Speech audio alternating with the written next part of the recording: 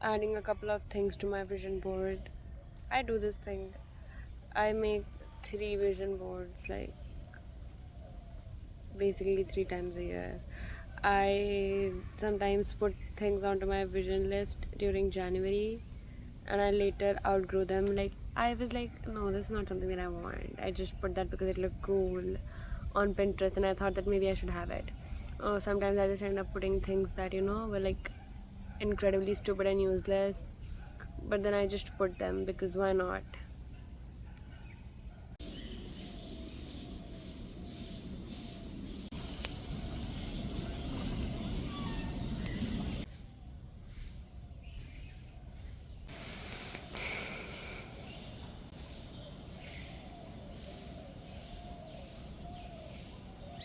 Today I'm at a park and I am adding a couple of things to my vision board. Why are you barking? Please shut up. There's some dog barking. Never mind.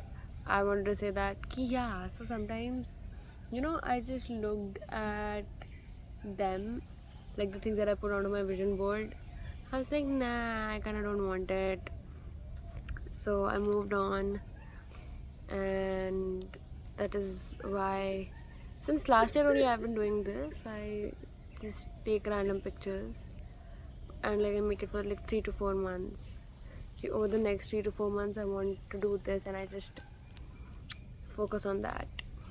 Yep, that's it. That's been working better than also another thing is ki when I made that vision board, it was not complete. Like I just felt like it did not decide the vibe for my ears, the habits and other things for my ears. It was just like the focus was not on the process, the focus was more on the outcome, which is not excellent for a woman with ADHD. So I decided to just sort of move it, move things a little bit around, like more focuses on the process rather than the achievement. Like achievement is also important, but to me experience is more important. Yeah, that's that.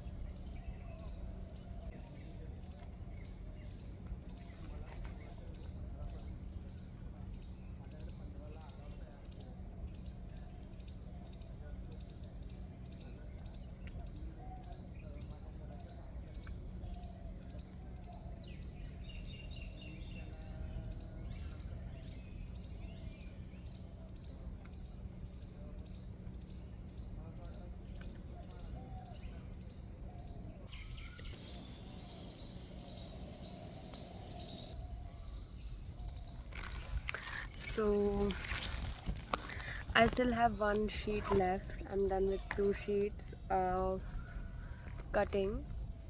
I was way too distracted by bird watching. There are so many birds here, and there are so many squirrels, and there are so many turtles, and they are so incredibly distracting. But at the same time, it is very relaxing and soothing to look at them. I'm just realizing that I have not opened my hair. Do I look fine, or should I open my hair?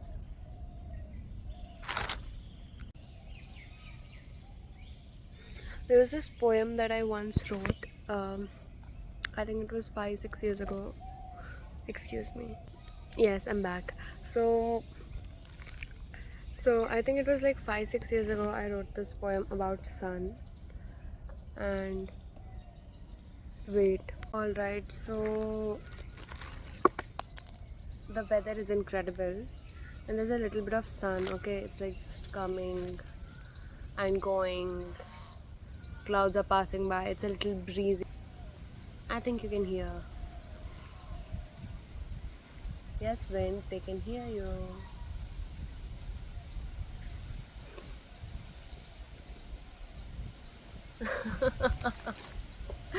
Oh my god. Okay, I'm going to continue speaking now. So I wrote this poem about the sun, that how sun always reaches me, irrespective of where I am and what I'm doing. The sun somehow reaches me.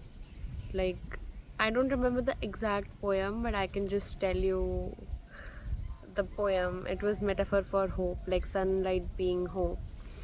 And no matter how dark it is, sun is always going to reach me, and it's going to be warm and good, and I'm going to feel like I'm home. There was this part where I was like, through the gaps in whatever something, like through the crevices and all, sunlight, somehow finds its way to reach me, like sun is reaching me rather than vice versa. And I just think about that poem a lot. Yeah, I don't know where it is. I think it just went somewhere. I have lost a lot of my poems, by the way. I have lost a lot of my poems to laptop crashing, moving places, and losing diaries in which I wrote. Yeah, I think that's life. Earlier, I used to be really sad about losing that, but now I've just made peace with it. Just made peace with, okay, bro, whatever. Like, so recently I lost all my 3.5 years of backup because my phone, oh my god, because of my phone. Okay, I lost all the backup, I lost all that I had saved in.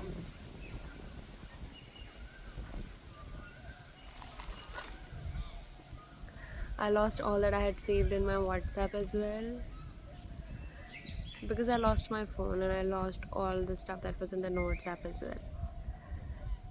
At first, I was incredibly sad about it, but I just think that it was, universe forcefully making the space because I was not doing that.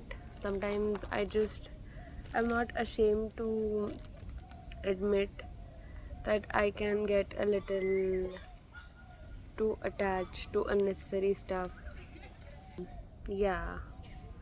So, yeah, basically, I'm not ashamed to admit that, but at the same time, to hold on to something, you need to open your fist first. Like, until unless you let go, how are you going to attract new things into your life? I think that about a lot, and not gonna lie, it bothers me a lot. Okay, like being for real, it bothers me a lot. But this is life, and that's what we do. I just don't like when I see a couple PDAing anywhere. It's, I mean, I'm not necessarily against it, but I don't think this is the right place to PDA. There's literally a place of worship nearby, literally less than 100 meters away, in the same area. This is the area of the place of worship only. This area belongs to them, the authority of that place of worship. So I don't think this is an appropriate place to make out or even PDA, but people still do that. I don't know why. Anyways, there are a lot of squirrels. They are around me and they're playing around me. But I tried to approach one squirrel, but then she just ran away, obviously, because she's a little squirrel, like a little baby. And I don't know, I just think that if I come here more and then they start to recognize me, then we can play. Or maybe I should bring almonds or peanuts for them to feed them. What do you think? Do you think they'll like it?